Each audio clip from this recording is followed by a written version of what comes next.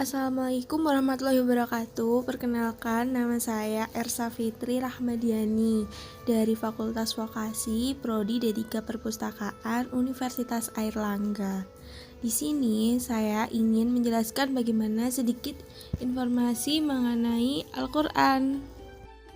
Al-Quran adalah kitab suci terakhir yang diturunkan Allah kepada manusia. Al-Quran diturunkan kepada Nabi Muhammad SAW melalui malaikat Jibril.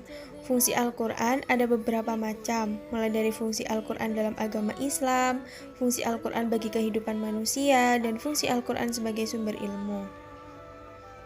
Al-Quran mencakup setiap aspek kehidupan yang perlu diketahui seseorang. Hal yang terbaik dari semua pendidikan di dunia ini adalah Al-Quran, dan memperolehnya adalah wajib bagi setiap muslim. Agama Islam memberi arti penting bagi pembelajaran Al-Quran karena itu adalah kode perilaku yang lengkap. Islam sangat mementingkan pengetahuan, pembelajaran, dan pendidikan. Ketika Al-Quran diturunkan, kata pertamanya adalah Iqra yang artinya membaca.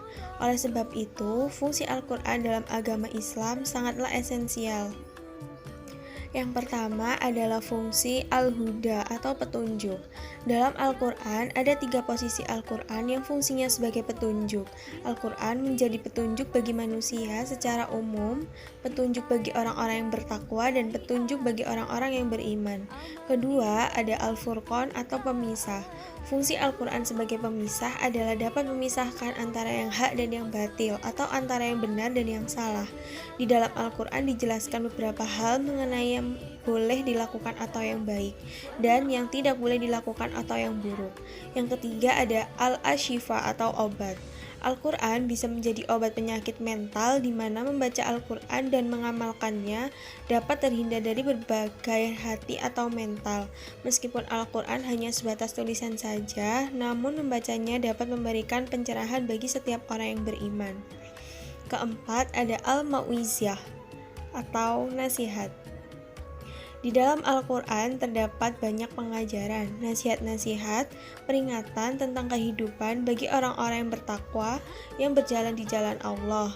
Nasihat yang terdapat dalam Al-Quran biasanya berkaitan dengan sebuah peristiwa atau kejadian yang bisa dijadikan pelajaran bagi orang-orang di masa sekarang atau masa setelahnya.